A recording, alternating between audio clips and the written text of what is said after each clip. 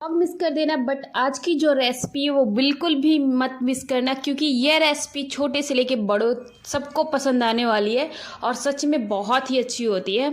Good morning दोस्तों, स्वागत है आप सभी का हमारे नए ब्लॉग में। यहाँ पे मॉर्निंग की शुरुआत हो चुकी है। मॉर्निंग क्या कहें, दोपहर का टाइम है। सारा काम मैंने कर लिया था और मैंने ये ब्लॉग स्टार्ट किया है दोपहर से, क्योंकि धूप आ चुकी थी और मैंने सोचा चलो धूप में बैठ के थोड़ा सा काम निपटा लिया जाए। यहाँ पे सबसे पहले मैंने मटर छील ली, क्योंकि छील के रख दूँगी तो मेरा टाइम बच जाता है और साफ़ भी रहती मटर, काफ़ी टाइम भी तक भी रख सकते हो। और अगर छिलके में रहती ना बहुत जल्दी ख़राब हो जाती है। उसके बाद गाजर लेके आई थी मैं, वो भी साफ़ कर ली, हलवा बनाना है। और चावल था तो चावल भी मैं साफ़ करके ही रखती हूँ, कभी टाइम ना मिला तो मैंने रख लिया, बट बिना साफ़ किए मैं उसे चढ़ाती नहीं हूँ बनने को। तो यहाँ पे मैंने साथ के साथ चावल भी साफ़ कर लिया और सच में ये चावल इतना ज़्यादा साफ़ था, बट क्या है ना, जब मैंने इसे साफ़ किया इतने इसमें कचड़े निकले यार सच में। इसलिए मैं कोई भी सामान हो, दाल चावल साबुत धनिया कुछ भी हो यार, यहाँ तक कि सूखी मिर्च भी मैं लाती हूँ ना तो वो साफ़ करके ही रखती हूँ। तो यहाँ पे ये साफ़ कर लिया और उसके बाद मैं आ गई, इसे भी अच्छे से देख लूँगी कि इसमें कोई कोने वगैरह नहीं है, कुछ भी है तो नहीं कंकड़ वगैरह। उसे साफ़ करके फिर डब्बे में भर के रख दो, कभी भी बनाना हो निकालो और फटाक से डाल दो, तो टेंशन ही ख़त्म रहती है कि इसमें कुछ हो ना। और उसके बाद इसी के साथ साथ मैं दाल भी साफ़ कर ली, दाल भी मैंने साफ़ करके रख दिया और साबुत धनिया थी वो भी कर लिया। ये सारी चीज़ें मैं ना टाइम निकाल के करती रहती हूँ, क्योंकि कोई भी सामान रख दो ना तो उसमें कहीं ना कहीं से यार कितनी भी सफाई से रखो कीड़े आ ही जाते हैं। तो इसलिए मैं सारी चीज़ें साफ़ करके ही रखती हूँ। मेरे से नहीं होता कि मैं संभाल लाऊँ और एकदम से डब्बे में भर दूँ, ऐसा कुछ होता ही नहीं मेरे से। तो मैंने साथ के साथ ये सारी चीज़ें साफ़ कर ली, इससे हमारा टाइम भी बच जाता है और थोड़ी तसल्ली भी रहती है कि नहीं जो चीज़ें हमारी रखी हैं वो साफ़ सुथरी रखी हुई हैं। मुझे एक अजीब सा ही लगता रहता है अगर कोई चीज़ें ऐसी होती हैं कि वैसी ला के रख दी, तो मेरे दिमाग में रहता है कि ना वो उसे साफ़ ही करनी है। और यहाँ पे मैं बालकनी में प्याज जो लगाई थी वो मैं आप लोगों के साथ शेयर करूँ। सच में इतनी बड़ी हो गई, इतनी सुंदर लग रही थी ये ना, हरी हरी। उसके बाद मैंने थोड़ा सा बालकनी से अपना बाहर का व्यू दिखाया कि आज धूप के सारे कैसे इंजॉय कर रहे हैं, सारे धूप के मज़े ले रहे हैं, क्योंकि काफ़ी टाइम बाद ठंड में धूप आई है तो हर कोई मज़े ले रहा है धूप के और धूप का इंजॉय कर रहा है। तो आप लोगों की तरफ मौसम कैसा है प्लीज़ मुझे कमेंट करके बताना। और सच में ये धूप इतनी सुंदर लग रही थी, इतनी अच्छी लग रही थी, मन कर रहा था धूप में ही बैठे रहे। और सारा काम मैंने यहीं बैठे बैठे कर लिया, मतलब बहुत ज़्यादा काम था और वो मेरा यहीं बैठे बैठे निपट गया। क्योंकि खाली बैठ के धूप का एंजॉय करो, इसके साथ में काम भी हो जाता है, क्योंकि यार मुझे टाइम बिल्कुल भी नहीं बचता है।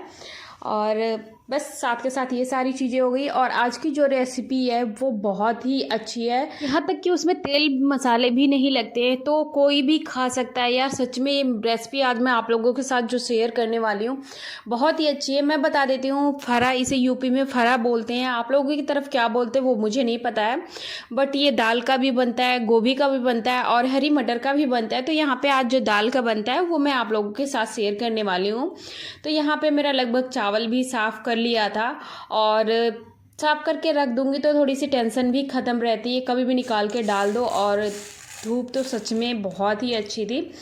और अगर आपको मेरा मेकअप वीडियोस वगैरह देखना होगा, मेरी स्किन केयर देखनी होगी कि मैं कैसा करती हूँ, सारी चीज़ें, मेरी लाइफ स्टाइल देखनी होगी लुक वाइज, तो आप हमारे दूसरे चैनल पे देख सकते हैं जिसका नाम है रूपिका मेकअप। तो आप यूट्यूब पे जाना और सर्च करना रूपिका मेकअप। अगर आप कमेंट करेंगे तो मैं आप लोगों के साथ लिंक भी शेयर कर दूंगी, तो वहाँ पे आप जाके चेकआउट कर सकते हैं। इंस्टाग्राम आईडी है मेरी रूपिका मेकअप के नाम से, आप वहाँ भी ज्वाइन कर सकते हैं। तो यहाँ पे चावल साफ़ हो चुका था और उसके बाद आ गई मैं दाल साफ़ करने के लिए। तो बस बाहर का व्यू भी देखे जा रही थी और अच्छा भी लग रहा था और यहाँ मेरा काम भी हो रहा था। और उसके बाद साथ के साथ ये भी मेरा कंप्लीट हो गया। और साबुत धनिया थी, मैंने सोचा ये बहुत ज़्यादा टाइम लग रहा है ना, तो थोड़ा सा मैंने यहाँ पे स्किप कर करके मैंने वीडियो क्लिप ली हूँ, क्योंकि आप भी बोर हो जाएंगे। उसके बाद साबुत धनिया लेके बैठ गई मैं साफ़ करने के लिए, बट वो आप लोगों के साथ मैंने शेयर नहीं की क्योंकि वीडियो बहुत ज़्यादा लेंथी हो जाएगी। उसके बाद आ गई मैं फटाक से किचन में। बर्तन, मैंने चाय वगैरह पी थी और थोड़े से बर्तन भी थे दोपहर के खाने के, तो वो मैं धूप थी ना, मैं बाहर चली गई, मैंने बर्तन नहीं धुले, तो मैं फटाफट से मैं पहले किचन साफ़ करती। किचन से तो ऑलरेडी मैंने साफ़ ही कर रखा था, बर्तन वगैरह बस था, बर्तन धुल लेती हूँ। और उसके बाद गाजर साफ़ किए तो वो भी धुल के रख दूँगी, क्योंकि उसका हलवा बनाना है ना, तो सूखा रहेगा तो सही रहेगा। और इधर मेरा फटाफट से बर्तन भी हो गया और फिर लग जाऊँगी मैं शाम के। थोड़ा सा मैंने टाइम लिया, रेस्ट किया और उसके बाद शाम की मैंने क्लिप ली थी, क्योंकि बीच में मैंने क्लिप नहीं ली, वीडियो बहुत ज़्यादा लेंथी हो जाती है। और प्लीज़ आप मेरे दूसरे चैनल पे जाके चेकआउट ज़रूर करना, उसमें आपको बहुत अच्छे अच्छे प्रोडक्ट्स, मेकअप और अफोर्डेबल मेकअप वगैरह आपको देखने को मिलेगा। यहाँ पे मैंने गाजर भी धुल ली थी और साबुत हरी धनिया ला कर रखी थी, वो भी मैंने साफ़ करके ही रख दी, क्योंकि सब्जियां भी मैं साफ़ करके ही रखती हूँ, आपने देखा भी होगा। और इधर किचन तो साफ़ ही था, तो उधर कुछ करना ही नहीं था। और फटाफट से मैंने दाल भिगा रखी थी, और दाल में मैंने भिगाई है थोड़ी सी होगी चना की दाल, और उसमें और उड़द की दाल होगी, एक हिस्सा है चने की दाल का और 3 हिस्सा है उसमें उड़द की दाल का। तो ये मैं अच्छे से धुल लूँगी, क्योंकि उड़द दाल में तो छिलके होते हैं, तो वो धुलने के बाद ना निकल जाते हैं, तो उसे अच्छे से मैं धुल लूँगी ताकि ये निकल जाए। और उसे अच्छे से ग्राइंड करना है, मतलब बहुत ज़्यादा गीला करके नहीं पीसना है आपको, पानी नहीं डालना है, बस थोड़ा सा।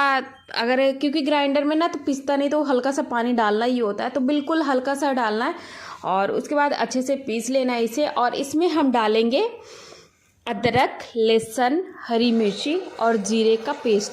ये बना के डालना है, आप चाहे तो इसे थोड़ा सा दरदरा कूट लें, और नहीं तो आप ग्राइंड कर लें। तो यहाँ पे मैंने एक तरफ रख दिया पानी गर्म होने के लिए, क्योंकि ठंड का टाइम है तो गर्म करके पानी रखी रहती हूँ। कभी भी कोई आ जाता है तो मैं गर्म पानी ही अक्सर देती हूँ, और या फिर हस्बैंड या हमें पीना होता है तो हम गर्म पानी ही लेते हैं, क्योंकि ठंड भी बहुत ज़्यादा है, तो थोड़ी थोड़ी चीज़ों का ध्यान रखना होता है। और इधर रख दिया मैंने दूध गर्म होने के लिए, साथ के साथ दूध को देखना होता है, पता नहीं कैसे, मतलब जितनी देर दूध को देखते रहो उतनी देर तो ये फैलता ही नहीं है, और जैसे इससे नज़र हटती है ना फैल जाता है। इसलिए मैं वहीं पर खड़ी होकर मैंने सोचा बाकी का काम भी कर लेती हूँ। और फिर मैं लहसुन छीलने लगी। यहाँ पे लहसुन लिया, अदरक और हरी मिर्ची और थोड़ा सा साबुत जीरा इसमें डाल के मैं पहले ग्राइंड कर लूँगी, और फिर उसी में मैं दाल भी ग्राइंड करूँगी, क्योंकि ये अगर बाद में डालो ना तो अच्छे से थोड़ी सी चीज़ें ग्राइंडर में होती है तो अच्छे से पिसती ही नहीं है। पता नहीं क्या मेरे ग्राइंडर में भी हो गया, थोड़ा बहुत ज़्यादा आवाज़ करने लगा है। तो यहाँ पे फटाफट से मैं सारी चीज़ें ग्राइंड कर लेती हूँ, फिर आप लोगों से मिलती हूँ। तो यहाँ पे मैंने सब कुछ लगभग ग्राइंड कर लिया था, और हस्बैंड को इधर दे दिया दूध, वो पी रहे थे हल्दी डाल के, और फिर मैं भी बैठ के पी रही थी। और यहाँ पे हम दोनों टीवी भी देख रहे थे, क्योंकि ये सीरियल बहुत ही अच्छा है यार, सच में।